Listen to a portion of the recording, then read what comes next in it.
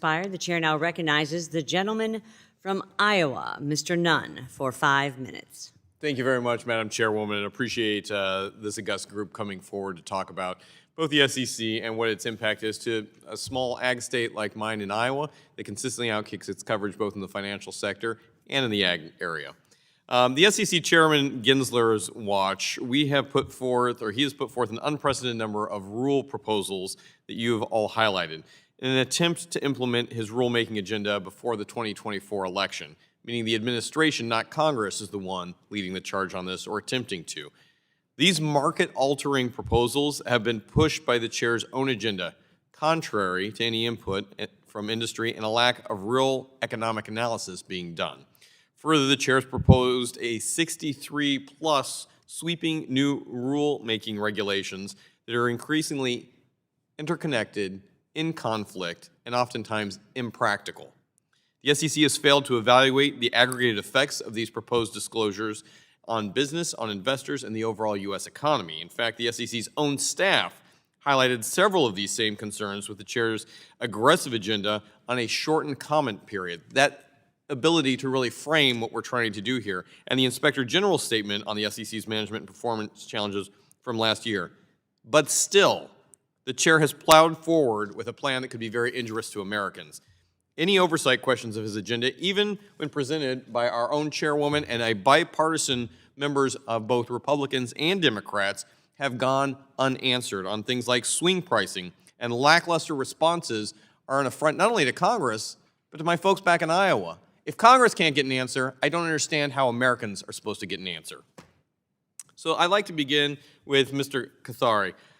Your experience as Chief Economist and Director of the Division of Economic Risk Analysis, I think is relevant. When I asked Chairman Gensler about his custody proposal last month, he claimed that he coordinated with the CFTC, that group that does commodity for ag, before proposing his rulemaking. And I highlighted it to Gensler that in the custodial proposal mentioned, he only talks about agriculture one time. One time with the CFTC in a 432-page proposal. In your opinion, sir, do you think that there was any coordination between the SEC chair and that of the CFTC?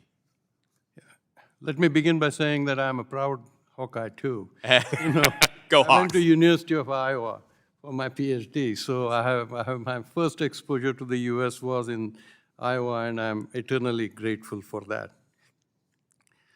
As far as the coordination with other agencies seems to be on much less these days. I mean, when I was at the SEC, we routinely had meetings with the Fed, with the Treasury, with the Council of Economic Advisors, with the FTC and Department of Justice, and also on regulation best interest. It was with Department of Labor multiple times. So we had a very regular collaboration and contact with other agencies. And I have experienced that in this case, in that particular proposal, especially with CFTC, with only one mention of agriculture, that seems on the low side. And CFTC is, with the commodities interested, that agency is interested with regulations surrounding commodities, and having only one reference on an important matter like that seems on the low side. And Dr. Cathari, I would agree with you, not only the coordination of the SEC, but the disregard for other agencies, even under the administration, becomes very concerning. It is very disappointing to blow off Congress. It's another thing to bully your way through the rest of the administration. Mr. Benson, I would like to ask you a similar question here about the custody proposal. Your firm was one of many that met with Chairman Gensler regarding overly expansive definitions when it relates to custody and assets. Can you explain how the proposal put forth by the SEC chairman could impact, my constituents' ability to hedge on their grain, corn, soybeans, other ag issues?